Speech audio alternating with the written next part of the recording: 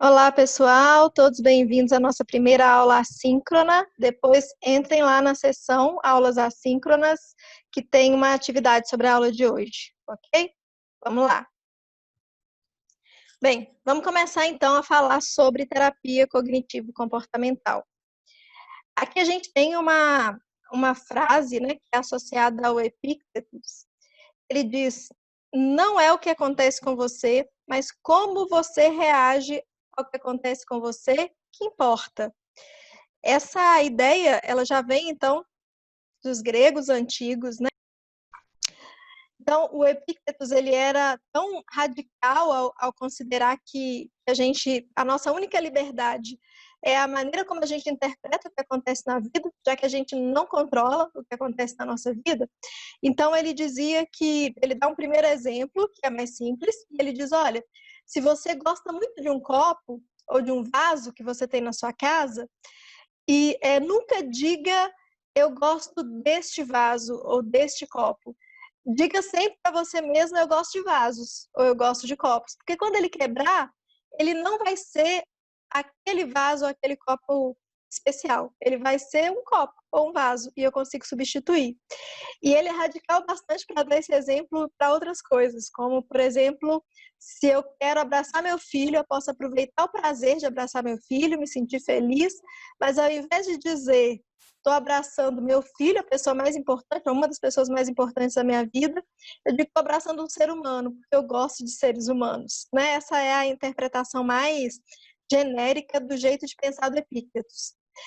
E por que a gente está colocando isso aqui? Ele traz embora ele fosse muito radical e muito determinista com relação ao nosso futuro, nossa história de vida, ele traz uma ideia que o Beck destrincha depois e usa, em certo nível, para explicar o modelo da terapia cognitiva, que é exatamente essa frase, né? Ele diz, não é o que acontece com você que importa, mas a maneira como você reage ao que acontece com você. Então, a gente pode escolher interpretar situações de diferentes maneiras. E isso é uma coisa que o Beck, posteriormente, né, diz. As emoções são experienciadas como resultado da maneira como os eventos são interpretados, e não como resultado dos eventos em si. Então, o que ele está dizendo com isso? Assim, partindo dessa ideia do Epictetus, não que o Beck considere que a vida está traçada, nem nada disso. Né? Ele considera que a mudança comportamental é importante, que se a gente muda o comportamento, a gente muda o mundo, assim como o Skinner considerava. Mas, por outro lado, ele diz que, muitas vezes, não é a situação que está causando problemas, mas a maneira como eu interpreto a situação. Ele diz, por exemplo, olha, quando alguém morre, eu fico triste, alguém importante para mim morre, eu fico triste. Mas eu não posso dizer como verdade que a morte de pessoas me deixa triste. Porque se fosse assim, eu estaria triste o tempo inteiro, porque morre gente o tempo inteiro. Não é a morte que me deixa triste, é o significado daquela morte em particular que me deixa triste. E aqui, diferente do Epictetus, né, o Beck não acha que eu não devo ficar triste porque alguém a quem eu ame morreu. Ele diz que, na verdade, é saudável que eu fique triste e eu só preciso aceitar a minha tristeza, porque se alguém importante para mim morreu, o significado disso é importante para mim, faz sentido que eu passe por esse período de tristeza. O Beck é considerado o pai da terapia cognitiva e o criador da teoria cognitiva. Ele fez esse ano 99 anos, está vivo ainda, e tem um instituto lá nos Estados Unidos que ainda estuda eventos cognitivos e a importância do pensamento para a nossa saúde mental. Então, vamos falar sobre a relação entre o modelo comportamental e cognitivo. A gente vai falar aqui nessa disciplina sobre terapia cognitivo-comportamental. Isso quer dizer que a gente está usando tanto elementos cognitivos quanto comportamentais, quando a gente for falar dos nossos modelos terapêuticos e teóricos. Qual é a diferença? A gente considera que o modelo comportamental ele foi muito importante para explicar comportamento e para propor estratégias baseadas em evidências para mudança de comportamento, para melhora do estado psicológico das pessoas. Esse aqui é o modelo clássico da análise do comportamento, né, do modelo clínico comportamental, que diz que o comportamento pode ser explicado a partir desses 3 elementos, e esse é o modelo ABC, né? Eu tenho um antecedente, que vem antes do comportamento, é um estímulo discriminativo ou um estímulo antecedente. Esse estímulo motiva um determinado comportamento e esse comportamento leva a uma determinada consequência. E é a consequência que gere o funcionamento do comportamento. Se essa consequência faz com que o comportamento aumente de frequência, eu posso dizer que essa consequência foi reforçadora. Se essa consequência reduz a frequência do comportamento, eu posso dizer que essa consequência foi punitiva. Aqui a gente pode lembrar que se aumenta é reforçador, se reduz é punitivo, se aumenta acrescentando algo é reforçador e positivo, se aumenta tirando algo é reforçador e negativo, se reduz acrescentando algo é punição positiva, se reduz retirando algo é punição negativa. O que a teoria cognitiva acrescenta? Ela diz, olha, tudo bem, isso tudo é verdade, isso tudo acontece assim, mas existe um outro elemento que não está sendo considerado e para o qual hoje a gente já tem estratégias para identificar e para modificar, que são as crenças, são os padrões cognitivos. Entre o antecedente e o comportamento, eu tenho uma série de cognições que motivam o comportamento. E para o Beck, cognição é diferente de comportamento. Comportamento é aquilo que a gente faz. Cognição é aquilo que passa pela nossa cabeça, é o que a gente pensa, é o que a gente considera, é o que a gente acredita. E para ele, diferente dos analistas do comportamento, para os analistas do comportamento, pensamento é comportamento e um comportamento não pode gerar outro. Então, sendo assim, seria impossível para o analista do comportamento considerar que eu me comportei de determinada maneira, que eu briguei com o fulano porque eu fiquei brava ou porque eu achei que ele estava sendo injusto comigo. Não, eu briguei com o fulano por causa do antecedente, de alguma coisa que o fulano fez. Para o Beck, não. Eu não briguei com o fulano porque ele pisou no meu pé. Eu briguei com o fulano porque eu achei injusto ele ter pisado no meu pé. Foi por causa da minha interpretação. E é isso que as abordagens cognitivas acrescentam ao modelo comportamental. Além disso, como eu tinha dito para vocês, né, acrescenta também o fato de que comportamentos, emoções e cognições são coisas diferentes. A teoria e a terapia cognitiva têm uma série de princípios. Os principais deles são esses aqui. Cognições influenciam comportamentos e emoções. Então, como eu tinha dito para vocês, o modelo clássico da TCC parte do pressuposto de que há uma primazia do pensamento e geralmente é o pensamento quem acontece primeiro. Mesmo quando um comportamento parece muito automático, a pressuposição é de que eu pensei alguma coisa também de maneira automática, às vezes não chegou à minha consciência, mas eu me comportei daquele jeito, eu me senti daquele jeito por causa da interpretação que eu fiz. Essas cognições podem ser monitoradas e modificadas, e é a partir desse pressuposto que as terapias cognitivo-comportamentais funcionam. E mudanças nessas cognições podem levar a mudanças no pensamento e nas emoções.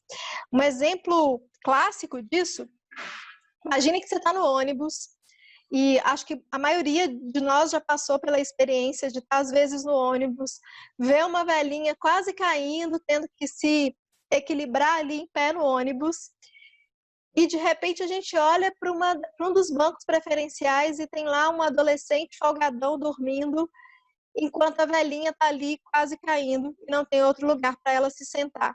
Em geral, quando a gente vê essa situação, a gente faz uma interpretação dessa situação. Que absurdo!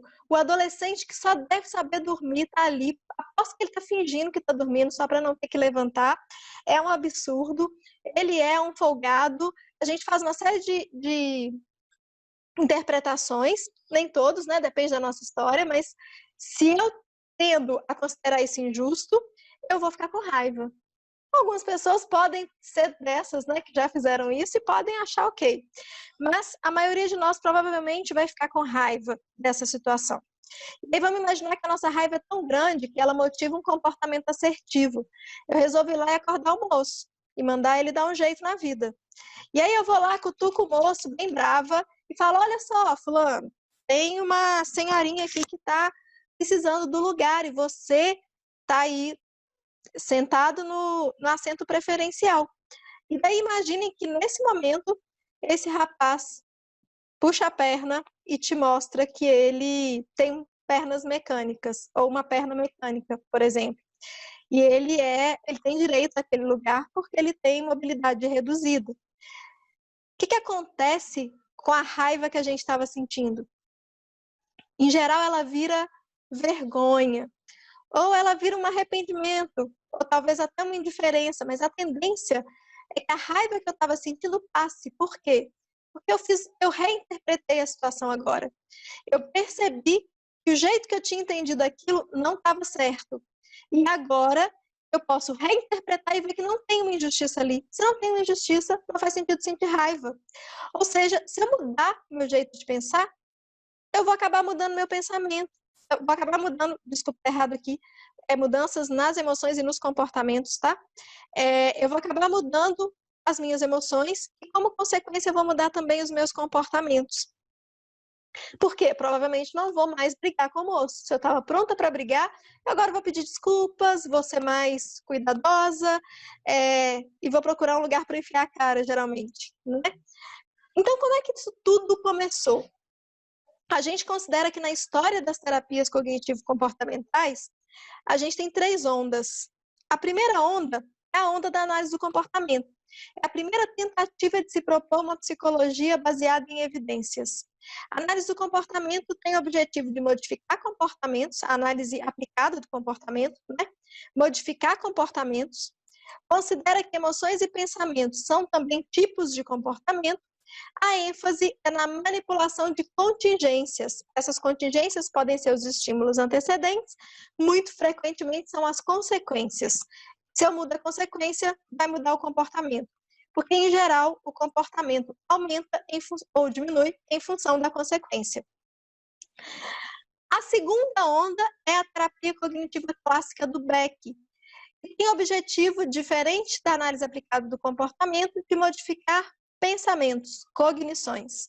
Considera que pensamentos são diferentes de comportamentos, que são diferentes de emoções. A ênfase é na argumentação e na lógica.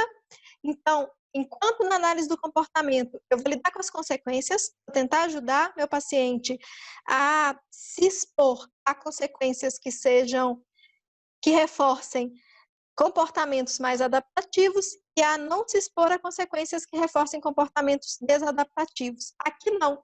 Aqui a gente usa lógica e a gente tenta ajudar o nosso paciente a identificar se de fato a interpretação que ele está fazendo é a melhor interpretação para aquela situação. Se não é, que outras interpretações a gente pode considerar para a gente se sentir melhor. Obviamente, se a interpretação está certa, aí eu vou ter que trabalhar com outras coisas, resolução de problemas. Mas, inicialmente, eu tenho que ver como é que a interpretação está sendo feita. Trabalha com teste de hipóteses. Vamos imaginar que eu sou uma pessoa muito ansiosa, eu tenho muito medo especialmente ansiedade social, muito medo de avaliação negativa dos outros, e por isso eu nunca falo em público. E daí, numa argumentação lógica, meu terapeuta vai conversar comigo para tentar entender por que eu não falo em público. Com base em quê? E aqui, então, a nossa pergunta é por quê, enquanto que na análise experimental aplicada, a pergunta é para quê? Então, é para que finalidade? Aqui no nosso, é por que mesmo? De onde vem isso? O que você está considerando quando você escolhe não falar em público? E daí eu posso dizer, porque eu posso ser criticada por todo mundo, vão me achar ridícula, pode acontecer de eu gaguejar e não conseguir falar nada. Já tive pacientes que diziam, eu posso soltar posso ficar tão nervoso que eu posso soltar um pum e todo mundo vai ouvir e vou falar disso para sempre. E daí, então, eu vou começar a argumentar com ele qual é a probabilidade real disso tudo acontecer, o que é que ele pode fazer para reduzir essa probabilidade, e a gente pode começar a testar hipóteses. Será que você Vai gaguejar mesmo? Vamos tentar fazer exposição num contexto menor? Vamos pensar em, e se você gaguejar, será que de fato isso vai ser o fim da sua carreira? Será que as pessoas vão ficar falando disso para o resto da vida? Ou será que isso vai passar rápido? A gente pode fazer pequenos experimentos com o nosso paciente. Por que você não testa naquela reunião de família, que é menos grave? Não precisa começar no seu trabalho. E ver se de fato você vai gaguejar. Primeira hipótese. E a segunda, se você gaguejar, vamos analisar se de fato as pessoas vão ficar rindo de você por dias. E se da próxima vez que você encontrá-los, eles vão estar lembrando disso. Então, a gente trabalha com teste direto de hipóteses.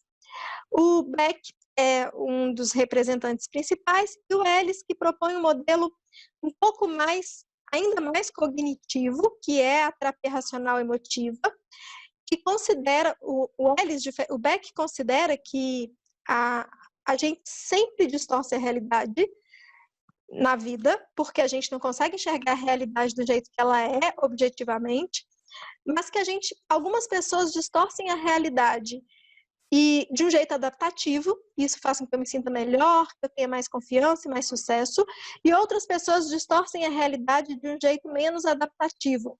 Mas não existiria certo nem errado aí, é só o jeito de interpretar situações. O Ellis já disse que existem pensamentos racionais e irracionais, e o que ele quer é trabalhar com a irracionalidade dos pensamentos, que seria o que causaria sofrimento. E a gente tem uma vertente construtivista da segunda onda, que são o modelo do Mahoney, do Guidano e do Greenberg, que são as terapias focadas nas emoções. Esse modelo, ele trabalha mais especificamente com esquemas emocionais, são mais focados em processos do que nos conteúdos dos pensamentos, e eles partem, então, de uma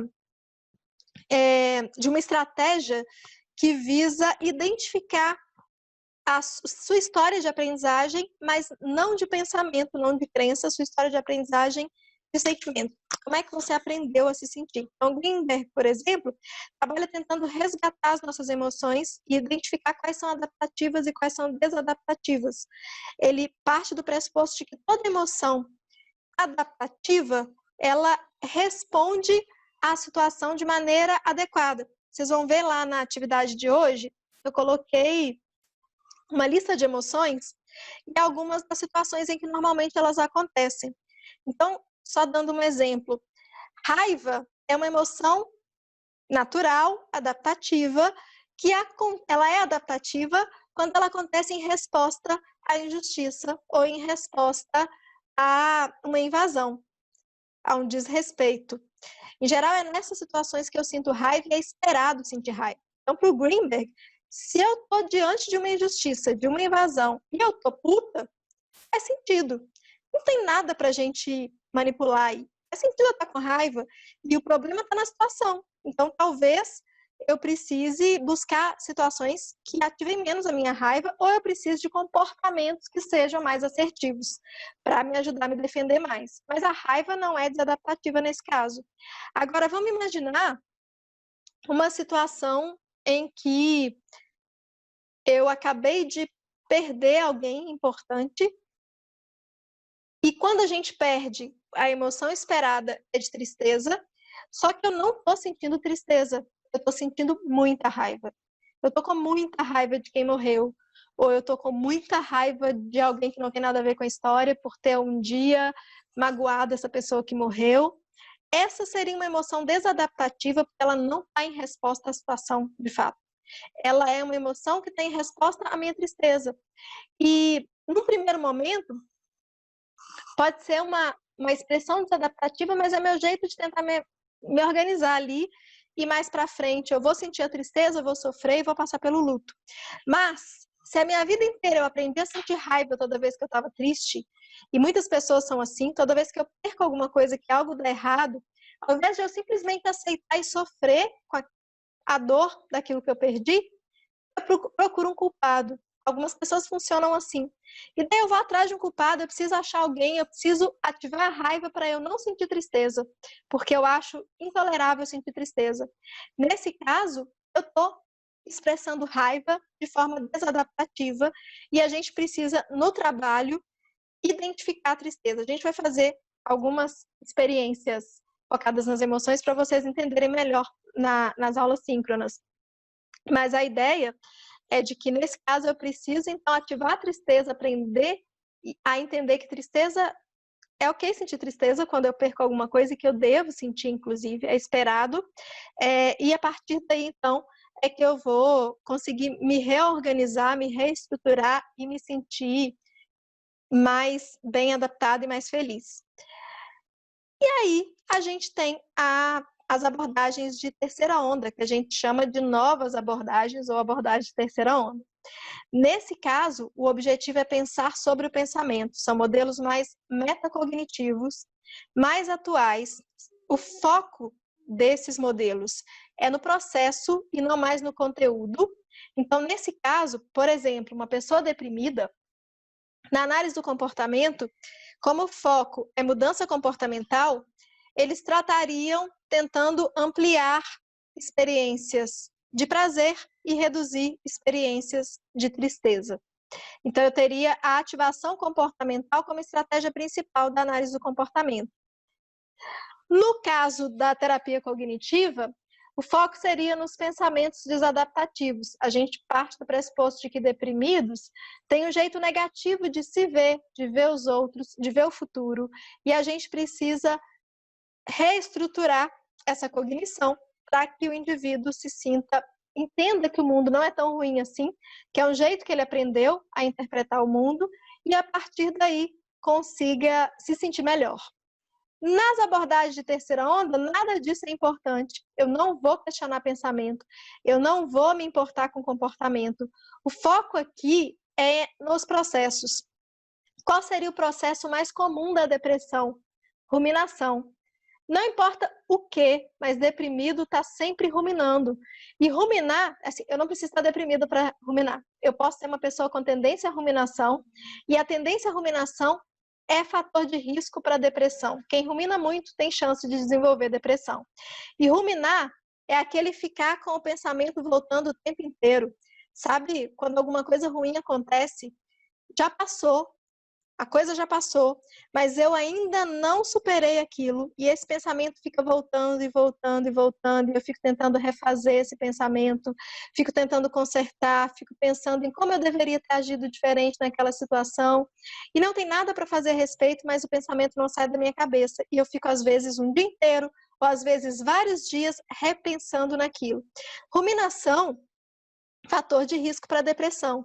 No modelo de terceira onda, se trabalharia especificamente com a ruminação e não com o conteúdo da ruminação. Eu estou ruminando porque meu amigo me fez uma crítica muito dura, falou que eu sou muito egoísta. E eu fiquei o tempo inteiro pensando nisso. Egoísta é ele. Eu devia ter falado para ele que naquele dia ele foi egoísta comigo. Será que eu sou egoísta mesmo? Não importa para os modelos de terceira onda o que é que eu estou pensando, mas eles vão me dizer, olha, por que você não tenta, então, quando esses pensamentos começarem a se repetir muito, transforma esse pensamento numa música sertaneja, ou num funk, ou num outro tipo de música bem engraçada. Ou imagina esse pensamento num barquinho de papel passando na água. Se separe desse pensamento. Consiga ver esse pensamento à distância e entender que isso não é você, isso é só um pensamento. E tem várias estratégias experienciais para me fazer, então, superar aquele jeito de pensar e não exatamente o pensamento. Eu preciso parar de ruminar. Tudo bem eu pensar de vez em quando, que burra que eu fui. Mas eu não preciso ficar repetindo isso. Já pensei uma vez? Já deu. Se eu começo a pensar várias vezes que eu sou burra, é hora de eu começar a transformar esse pensamento. É isso que os modelos de terceira onda fazem. Os modelos de terceira onda partem do pressuposto de que as emoções, existe uma primazia das emoções, pelo menos para alguns padrões de pensamento e comportamento, que as emoções podem mudar pensamento e comportamento. Os modelos focados em mindfulness estão na terceira onda, modelos de aceitação, como a terapia de aceitação e compromisso, que é a ACT, a terapia comportamental dialética, que é o modelo padrão ouro para trabalho com transtorno de personalidade borderline, terapia metacognitiva, terapia analítico-funcional.